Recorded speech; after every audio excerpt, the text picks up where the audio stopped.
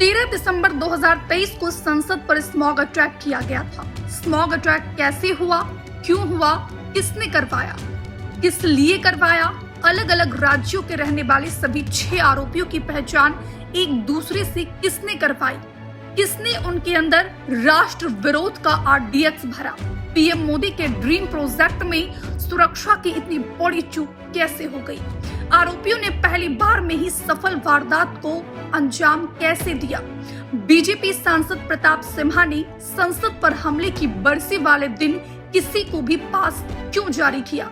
ये वो सवाल हैं जिनके जवाब का इंतजार आज पूरे देश की जनता कर रही है। पक्ष से लेकर विपक्ष तमाम पार्टी के नेता भी इन सवालों के जवाबों का इंतजार कर रहे हैं। लेकिन सबसे बड़ा सवाल ये है कि जांच एजेंसियों ने अभी तक बीजेपी सांसद प्रताप सिम्हा से कोई सवाल जवाब क्यों नहीं किए। क्या प्रताप सिम्हा को अभी तक तलब इसलिए नहीं किया गया कि वो सत्तारूढ़ यानी भारतीय जनता पार्टी से लोकसभा सांसद हैं?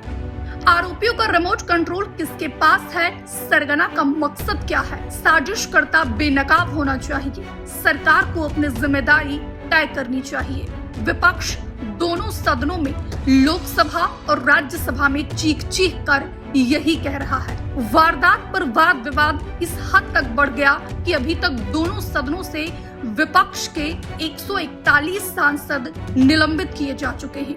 आजाद भारत के इतिहास में ऐसा पहली बार हुआ है कि जब किसी मुद्दे को लेकर विपक्ष इस हद तक अपने आपे से बाहर हो गया है। क्या विपक्षी सांसद वाकई में सदन में खुद को असुरक्षित मान रहे हैं? क्या उनको वाकई में ऐसा लग रहा है कि सदन में उनकी जान को खतरा है, या विपक्ष मुद्दे पर गंदी राजनीति की सारी हदें पार कर देना चाहता है? ये सोचने वाली बात है, क्योंकि जब लोकसभा के स्पीकर ओम बिरला और राज्यसभा के स्पीकर जगदीप धनखड़ ने दोनों लोग इस बात को कह चुके हैं कि घटना की अधिक गंभीरता से जांच की जा रही है, तब फिर ये वाजिब हो जाता है कि विपक्ष को जांच होने तक संयम बरतना चाहिए। पर ऐसा लग रहा है कि विपक्ष को अपना निलंबन तो स्वीकार्य है, पर संयम बरतना नहीं। सुनिए। लेकिन इस बार वो खुद ही मोदी और शाह दोनों नहीं आना चाहते सदन में, और वो बाहर लेक्चर दे रहे हैं। कोई भी वाराणसी जाते हैं, कभी अहमदाबाद जाते हैं, लेकिन यहाँ हाउस चल रहा है। ये तो सदन की गरिमा को वो लोग एक तरफ से उन्होंने अपमान किया है। ये बहुत ही दुर्भाग्यपूर्ण है एक डेमोक्रेसी सेटअप के लिए।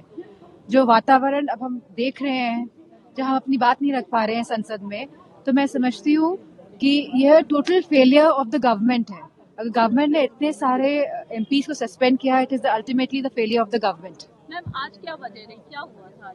वी जस्ट वांटेड कि होम मिनिस्टर साहब आए और जो 13 दिसंबर को जो घटना हुई है उस पे बात करें और सांसदों की बात सुने। That was the only issue. And we are also wanting कि जो 13 हमारे एमपी सस्पेंड हुए हैं तो उनको रिवोक किया जाए, उनका suspension. This was all the issue.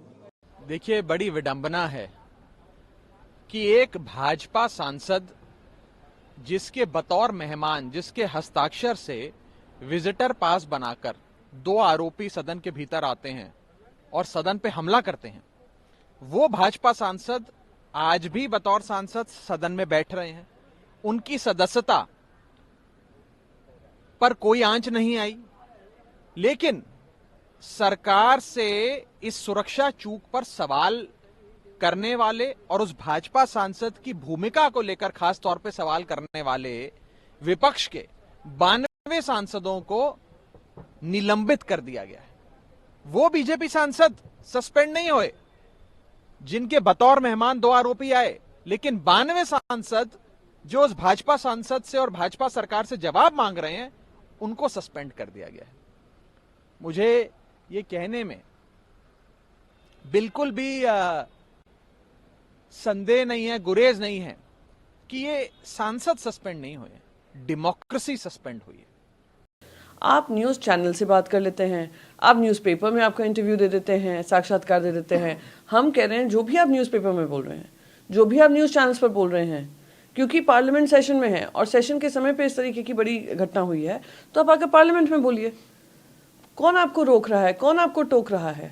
आप अपनी जिम्मेदारी का पालन नहीं कर रहे हैं, यही विपक्ष की मांग है। और मैं मानती हूँ विपक्ष की क्या सत्ता पक्ष की होनी चाहिए, देश की मांग होनी चाहिए कि ये क्या नए मापदंड अपनाए जा रहे हैं कि जहां जहां इनकी जवाबदेही तय होगी ये जवाबदेही से भाग जाएंगे और हम उनको भागने देंगे। पूर्व नियोजित अगर रणनीति किसी की रही है तो केंद्र सरकार की रही है, ट्रेजरी बेंचेस की रही है, उनकी तानाशाही की वजह से रही है।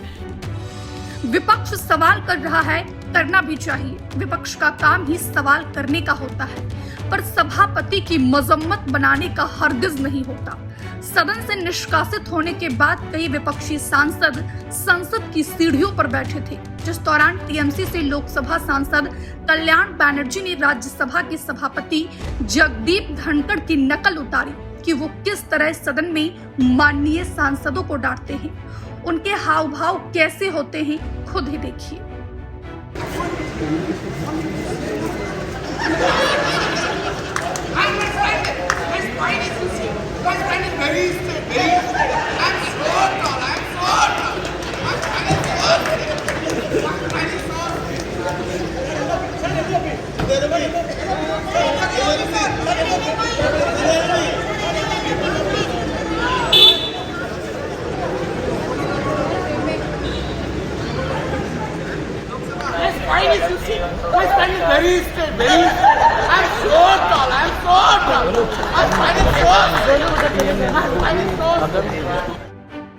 विपक्ष की इस तरह की हरकतें उसके मंसूबों को जाहिर कर रही है कि वो देश के मूलभूत मुद्दों को लेकर गंभीर नहीं है, बस अपनी गंदी राजनीति चमकाना चाहता है। सोचिए, कल्याण बनर्जी का ये वीडियो कांग्रेस के सर्वेसर्वा माननीय राहुल गांधी ने शूट किया है, ऐसा बताया जा रहा है। खैर, इस वीडियो पर सभापति जगदीप धनखड़ ने क्या कहा वो आप सुनिए। गिरावट की कोई हद नहीं है, गिरावट की कोई हद नहीं है। मैं तो यही कह सकता हूं, सद्बुद्धि आए, कुछ तो सीमा होती होगी। दिग्विजय सिंह जी, एक बात सुनना मेरे ध्यान से बैठ जाइए। मैंने कुछ देर पहले एक टीवी चैनल पर देखा है, गिरावट की कोई हद नहीं है, गिरावट की कोई हद नहीं है। आपके एक बड़े नेता एक सांसद के असंसदीय व्यवहार को वीडियो कर रहे थे। आपसे भी बहुत बड़े नेता हैं वो। मैं तो यही कह सकता हूं, सद्बुद्धि आए, कुछ तो सीमा होती होगी। कुछ जगह तो बख्शो, कुछ जगह तो बख्शो।